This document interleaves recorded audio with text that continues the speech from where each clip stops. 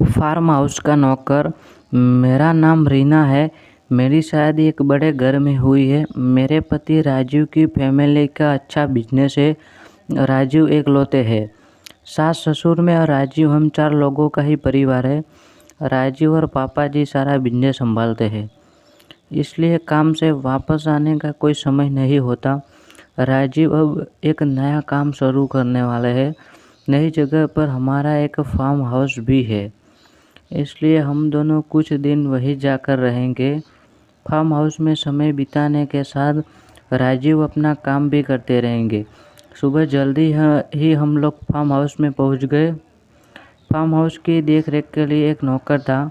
वो वहीं पास एक रूम में रहता था। हम जैसे ही पहुँचे, दूर से किशोर दौड़ता आया हमारी कार के पास।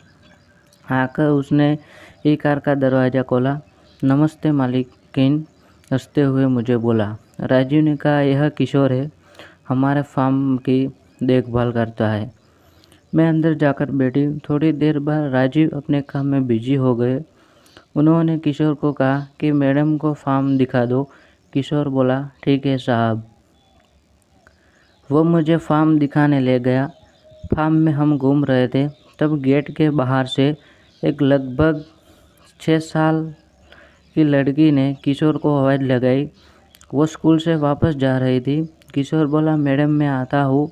वो गेट पर खड़ा उस लड़की से बात करने लगा। मेरी नज़र पड़ी तो वो एक लड़की मेरी तरफ ही देखते जा रही थी। फिर वापस आकर बोला, मैडम आप आराम करिए, मैं आता हूँ। ऐसा बोलकर वो चला गया। अगले दिन सुबह फिर राजीव अपने काम से जल्दी चले गए। मैं सुबह सोकर उठी। मेरे उठते ही मुझे दरवाजे पर किशोर दिखाई दिया। मैंने पूछा, क्या कर रहे हो यहाँ पर? बोला, मैडम अभी आया हूँ चाय लेकर। मैंने बोला, ठीक है, यहाँ टेबल पर रख कर चले जाओ। मैं नहाकर किचन में गई। किशोर वही था, अपना कुछ काम कर रहा था। फिर वो मुझसे बात करने लगा।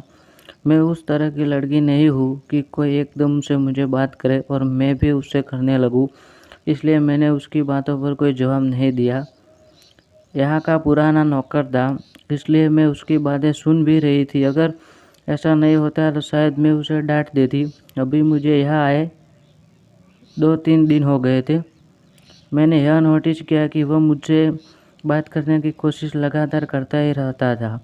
एक दोपहर में कमरे में अकेली बैठी थी। अचानक से किशोर कमरे में आता है। बोलता है, मैडम मुझे कुछ पूछना है। मैंने बोला, क्या? बोला, मैडम आप बुरा मत मानना। मैंने बोला, पूछो। बोला, मैडम मैं आपकी फ़ोटो ले सकता हूँ। मेरे मुँह से निकला, क्या? बाहर निकलो अभी कमरे से। किशोर बोला, मैडम आप गलत समझ रहे हो, मेरी बात तो सुनिए। मुझे पता नहीं क्यों गुस्सा आ गया। मैंने बोला, बाहर निकलो या अभी तुम्हारे साहब को फ़ोन करूँ। इतना बड़ा घर और मेरे लिए तो अनजान ही था, ऊपर से वो इस तरह की बातें कर रहा था। मुझे कुछ अजीब लग रहा था। मैंने सोचा शाम को राजीव आएंगे तो सबसे पहले इसकी छुट्टी करवाऊंगी। शाम को राजीव आए तो मैंने उनको सब बताया। राजीव मानने को ही तैयार नहीं थे। बोले, कई सालों से उसकी एक बच्ची भी है, तुम कुछ गलत समझ रही हो। उसकी बच्ची के बारे में मुझे पता नहीं था। मैंने बोला, कई सालों से यहाँ कोई लड़की भी नहीं आई थी। राजीव ने बोला, रुको अभी बुला कर बात करते हैं। राजीव ने किशोर को आवाज़ लगाई। किशोर आया तो राजीव ने बोला, क्या हुआ किशोर, तुम्हारी मैडम कुछ कंप्लेंट कर रही है।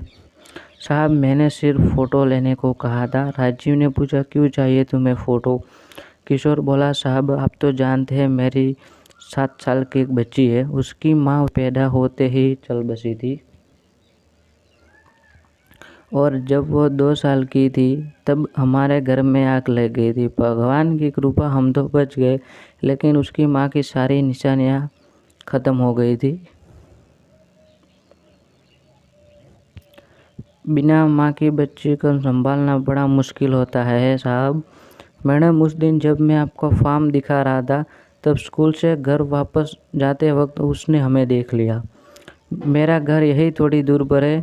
उनकी दादी उसे संभालती है। हमेशा मुझे पूछती रहती थी कि पापा मेरी मम्मी कैसी दिखती थी, कैसी चलती थी, कैसे बात करती थी। मैंने उसे कहा था वो बहुत सुंदर थी। यह गांव में उसके जैसा कोई नहीं था। आपको जब देखा तो उसने यही पूछा क्या पापा मम्मी ऐसी थी। मैंने उसे कहा ऐसी थी। तब से जिद पर अड़ गई है कि मुझे मैडम से मिलना है, वो मेरी मम्मी जैसी है, स्कूल नहीं जा रही है। मैं इसलिए आपसे बात कर रहा हूँ ताकि आपको यह सब बता सकूँ, लेकिन आपका स्वभाव अलग है। फिर उसने आज सुबह से कुछ खाया नहीं। बोल रही है फ़ोटो लाना, मैं मेरे स्कूल वाले दोस्तों को दिखाऊंगी कि मेरी मम्मी ऐसी थी। तो मैंने बोला कि मैं तुझे फ़ोटो लेकर दिखाऊंगी। वो बोली पक्के से लाना। इतना कहकर किशोर फुट फुट कर रोने लगा। रोते हुए बोला बच्ची है मैडम, उसका नसीब ही ऐसा है। पैदा होते माँ मर गई और बाप मुझ जैसा मिला। मैडम हम साहब से कुछ भी बोल देते, साहब का कुछ भी मुझे डर नहीं था, आदत पड़ गई थी। मैंने आपको भी अपना समझ कर बोल दिया। अब मुझे बताने देती तो मैं आपको भी बता देता। किशोर की बात सुनकर मुझे अपने आप पर गुस्सा आया। राजू ने किशोर चुप करा और कहा कि बच्ची को आगे रखते उसे यही रखना, इतना बड़ा फार्म हाउस है। कल बच्ची को लेकर आओ। सुबह वो बच्ची लेकर आई। बच्ची को दूर से मुझे दिख रहा था, साहब अभी झिझक रहा था। मैं खुद बच्ची के पास गई, बोला अरे हम यहाँ 4 दिन से और आप अब आ रही है। मेरे ऐसा करने पर बच्ची के चेहरे पर मुस्कुराहट आई तो अनमोल थी। वो मुझे लिपट गई। जब तक मैं वहाँ रही तो उसके साथ खेलती और वो हंसती रही। एक अलग खुशी मिल रही थी। अब वो एक वजह बन गई थी मेरे वहाँ बार बार जाने की। आपको यह कहानी पढ़कर कैसा लगा कमेंट कर ज़रूर बताएं। ऐसी ही कहानियाँ पढ़ने के लिए बने रहे हमारे साथ।